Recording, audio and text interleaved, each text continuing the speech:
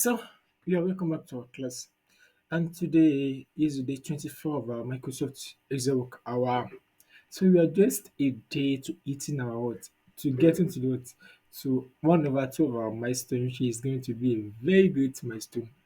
So, we've come this far to learn for the last 24 days, for the last 23 days.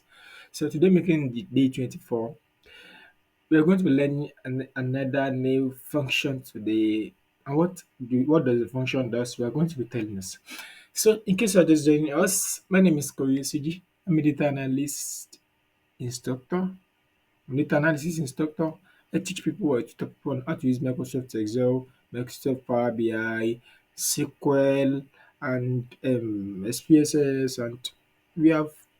So, I'm going to start taking you from basic up to the intermediate level where you are going to be having your portfolio.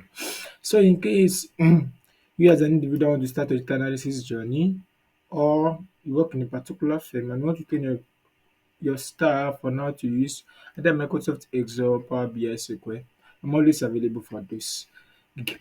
So, in case you're just doing this, once again, you're welcome towards our channel Learn with Corey. So, this is a 50 days challenge we've embarked on since August 1st.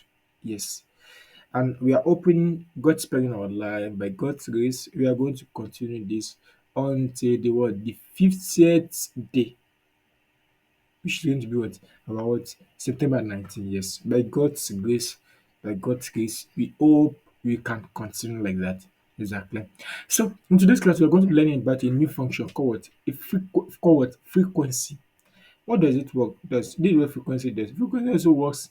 Let me see. Similar to it works similar to how will I say it? To our which word can I use? So accountive, yes, exactly. So accountive. Just as this work is with only numerical data. As far as I know, it was only numerical data. So you just say frequency. You can see calculate how often values occur within a range of values, and then return a vertical array of numbers having one more element than Bin's array. Bin's array. Now, first, what do you mean by what? This Bin's array. Bin's array are the what values you want to look up to. Exactly. That's what function value we want to look up to.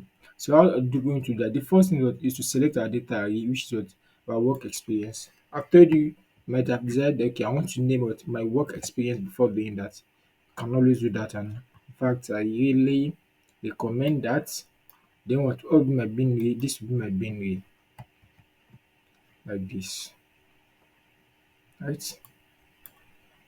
Then what are you going to do? Lock, lock. You can see it.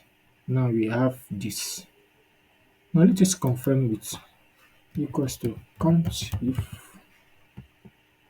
you have a trace of array work experience seat.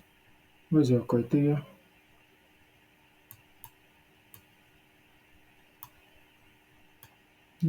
These are criteria, sorry. You can see it.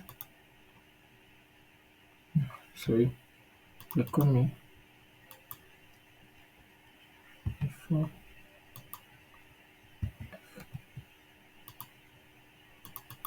Can you see it?